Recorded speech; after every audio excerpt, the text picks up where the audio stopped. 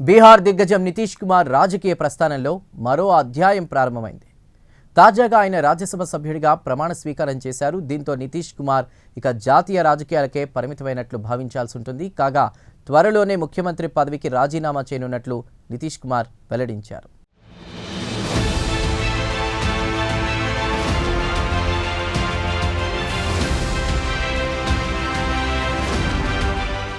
నితీష్ కుమార్ పరిచయం అక్కర్లేని పేరు. సుదీర్ఘకాలం ఆయన బీహార్ రాజకీయాలను శాసించారు. కాగా ఆయన రాజకీయ ప్రస్థానంలో తాజాగా మరో అధ్యాయం ప్రారంభమైంది. నితీష్ కుమార్ తాజాగా రాజ్యసభ సభ్యుడిగా ప్రమాణ స్వీకారం చేశారు.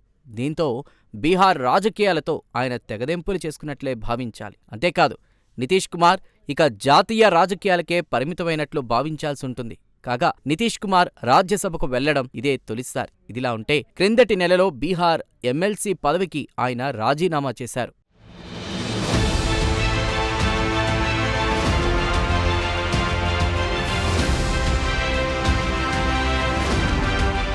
కాగా రాజ్యసభ సభ్యుడిగా ప్రమాణ స్వీకారం చేయడంతో నితీష్ కుమార్ ఒక అరుదైన ఘనతను సాధించారు. శాసనసభ, శాసన మండలి, లోక్సభ, అలాగే రాజ్యసభ ఇలా 4 చట్టసభల్లోనూ పనిచేసిన అరుదైన రాజకీయ నాయకుల జాబితాలో నితీష్ కుమార్ పేరు కూడా చేరింది. కాగా మార్చి 16న బీహార్ కోటా నుంచి రాజ్యసభకు నితీష్ కుమార్ ఏకగ్రీవంగా ఎన్నికయ్యారు.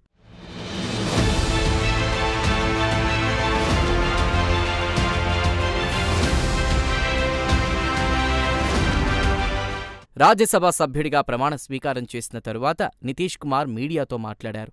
బీహార్లో ఇప్పటికే చాలా పనులు చేశానన్నారు. బీహార్ అభివృద్ధికి శక్తివంచన లేకుండా కృషి చేశానన్నారు. ఇక భవిష్యత్ అంతా కూడా జాతీయ రాజకీయాలకే అంకితం అని నితీష్ కుమార్ వెల్లడించారు. కాగా రానున్న రోజుల్లో ఢిల్లీ కేంద్రంగానే తాను రాజకీయంగా సేవలందిస్తానన్నారు. అంతేకాదు అతి త్వరలో బీహార్ ముఖ్యమంత్రి పదవికి రాజీనామా చేస్తానని నితీష్ కుమార్ వెల్లడించారు.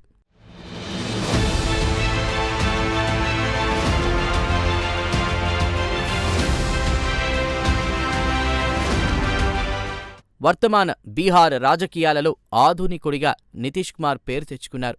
క్రిందటి ఏడాది జరిగిన బీహార్ అసెంబ్లీ ఎన్నికల్లో ఎన్డీఏ కూటమిని గెలుపు తీరాలకు చేర్చడంలో ముఖ్యమంత్రి నితీష్ కుమార్ కీలక పాత్ర పోషించారు. బీహార్ బీజేపీ నేతలతో ఆయనకున్న సత్సంబంధాలు కూడా ఇందుకు తోడ్పడ్డాయి.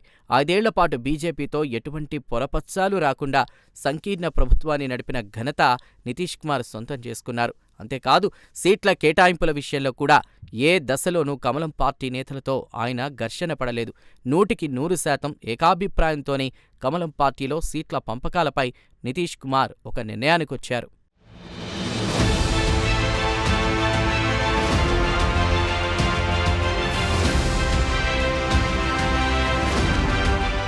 కాగా నితీష్ కుమార్ది సుదీర్ఘ రాజకీయ ప్రస్థానం.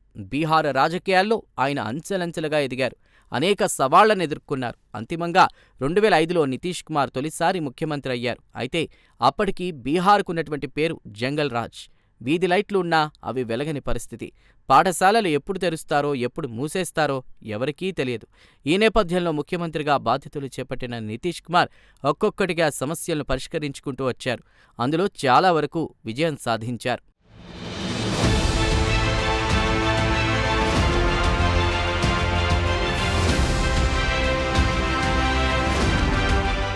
ఇదిలా ఉంటే ముఖ్యమంత్రిగా నితీష్ కుమార్ బాధ్యతలు చేపట్టే నాటికి బీహార్కు ఉన్న పేరు జంగల్ రాజ్.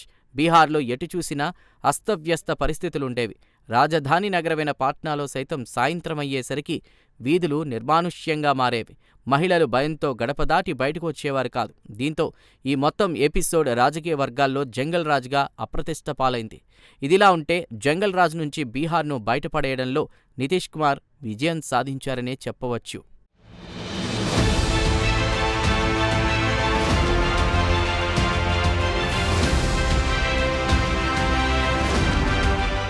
నితీష్ కుమార్ది సుదీర్ఘ రాజకీయ ప్రస్థానం. ఈ ప్రస్థానంలో ఆయన అసెంబ్లీకి అనేకసార్లు పోటీ చేశారు. అయితే 1985లో మాత్రమే నితీష్ కుమార్ ఎమ్మెల్యేగా గెలిచారు. 1985లోనే ఆయన తొలిసారి అసెంబ్లీలోకి అడుగుపెట్టారు. ఆ తరువాత ఆయన అసెంబ్లీ ఎన్నికల్లో పోటీ చేయడం మానేశారు. కాగా మొత్తం 6 సార్లు లోక్సభకు నితీష్ కుమార్ ఎన్నికయ్యారు. అయితే ఎమ్మెల్సీగానే ఉంటూనే నితీష్ కుమార్ బీహార్ ముఖ్యమంత్రి అయ్యారు. 1 కాదు 2 కాదు, మొత్తం 20 సంవత్సరాల నుంచి ముఖ్యమంత్రిగా నితీష్ కుమార్ కొనసాగుతున్నారు. ముఖ్యమంత్రిగా నితీష్ కుమార్కు జనం దగ్గర మంచి మార్కులే పడ్డాయి.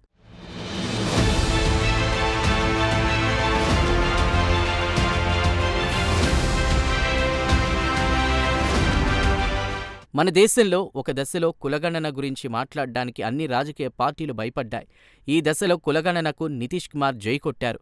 బీహార్లో 2 విడతల్లో ఆయన కులగణన జరిపించారు. దీంతో బీసీ ఛాంపియన్గా ఆయన పేరు తెచ్చుకున్నారు. సహజంగా రాజ్యసభలో ప్రతిపక్షాల దూకుడు ఎక్కువగా ఉంటుంది. అయితే విపక్షాల దూకుడుకు బ్రేకులు వేయడానికి ఎన్డీఏ కూటమికి నితీష్ కుమార్ ఒక ఆయుధంలా పనికొస్తారు అనడంలో ఎటువంటి సందేహమూ లేదు.